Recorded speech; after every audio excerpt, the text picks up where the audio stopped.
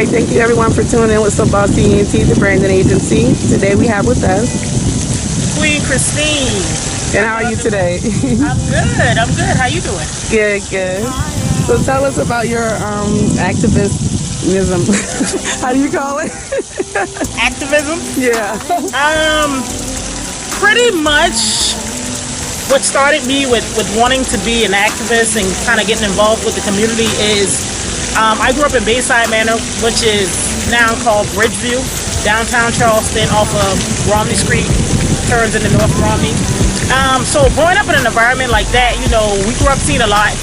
We saw a lot of violence, we saw a lot of drugs, and pretty much the cycle has continued. Things have only, I wouldn't say gotten worse. I think you take notice to things when I had a daughter, and it's like now you looking at the world through different eyes. Mm-hmm. You know, the things that we kind of took for granted when we were younger, and our parents had to deal with is like, right. That's what you feel like. That's what you see now when you're trying to raise your kids in this world. Mm-hmm. So as time went on, you know, my daughter got older, and I felt like we all have a need to give back. And it's something I always wanted to do. So when it got to the point where I didn't have to kind of worry about taking care of her on a daily basis, I felt like it was like the best time to go ahead out there and get involved. And it kind of started with me getting more so involved with the school, my old high school, which is Burke High School.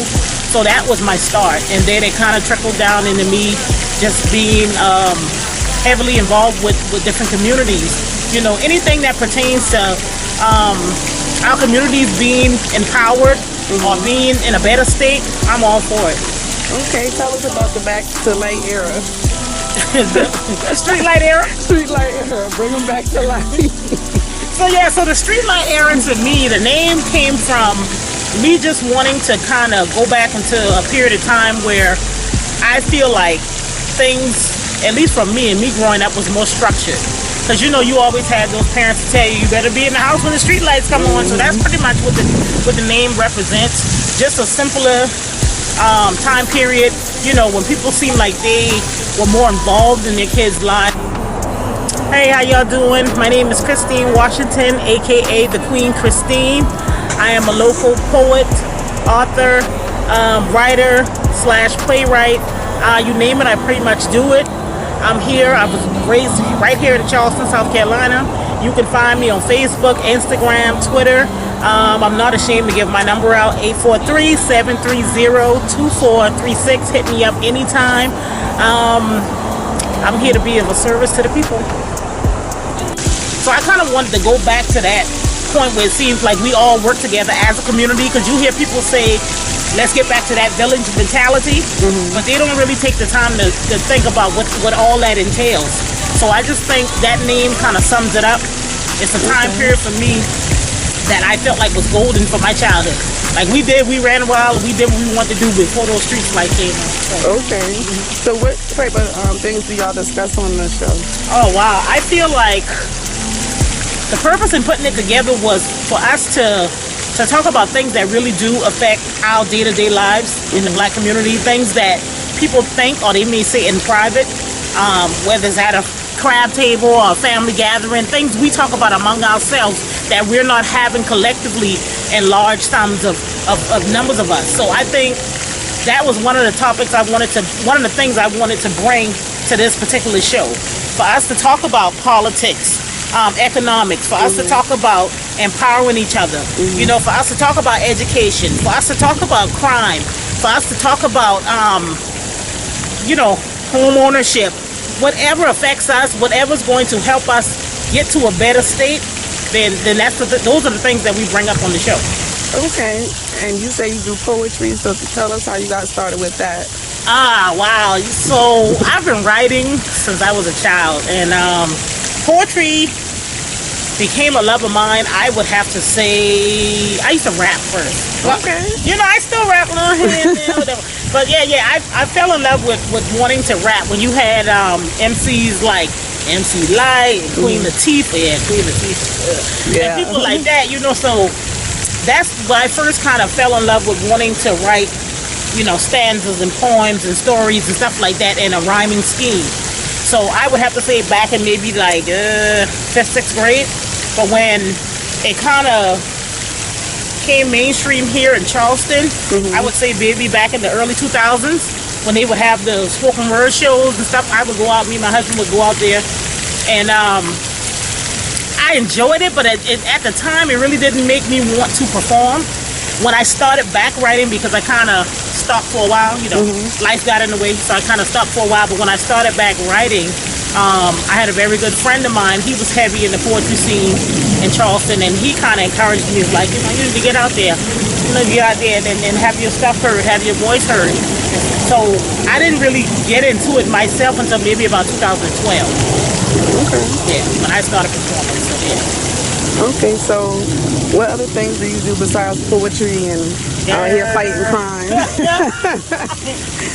A little bit of everything. Like like I said, I just did a play for the Mojo Arts Festival. Shout out to the Mojo Arts Festival, City of Charleston Cultural Arts. Elder Carly Town. She gave me an opportunity to put a story that I wrote for one of my books that's not out yet. It's done, but it's not out yet. That's my fault.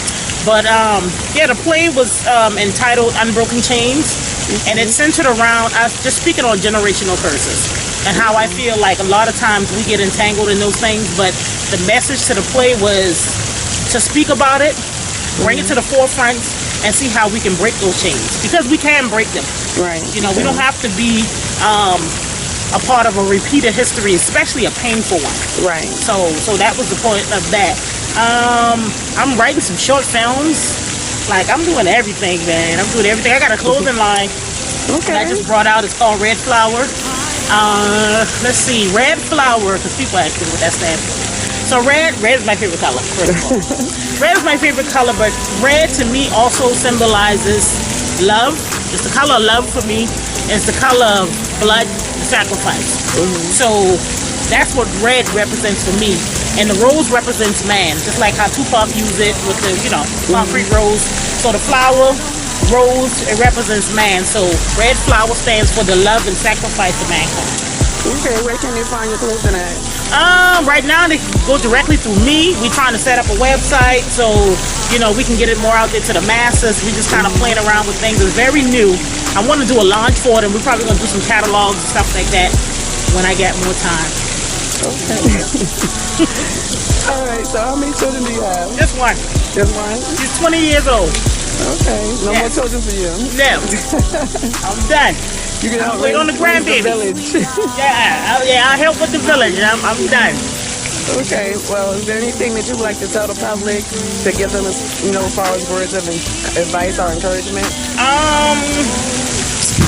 First of all, like, you know, find yourself. That's number one. And I remember some advice I gave a good friend of mine and my sister a long time ago. Like, don't run from a God-given talent. If you got something that comes to you naturally, you know, nurture it. You know what I'm saying? Because that right there is your blessing in some aspect. And it might not be monetary all the time. It could be your way of healing the world. So don't ever run from a God-given talent. Find a way to tap into it and use it. Find a way to get involved in something meaningful in your life, in somebody else's life. Be of service to your community, to your environment, like to everything, you know, because a lot of time people think that they don't have anything to contribute, and I think that's so far from the truth. You know, I think we all are valuable. We all can add something to the fight, you know. So find yourself, love yourself. That's so important. Love yourself. You can't love anybody else. You can't help anybody else if you don't know how to do that for yourself. Right. So I think it's so important that we remind people that they have to tap into who they are first before you can go out there and do anything for anybody else. And that includes your children. Right. You know, you have to be one with yourself, and then that trickles down to everybody that's around you. You know, because if you have negative feelings about yourself or negative vibes within yourself, it's going to spread out to anybody that you come in contact with, anybody that you touch. So, you know, be at peace. Find that love. Find that self-acceptance.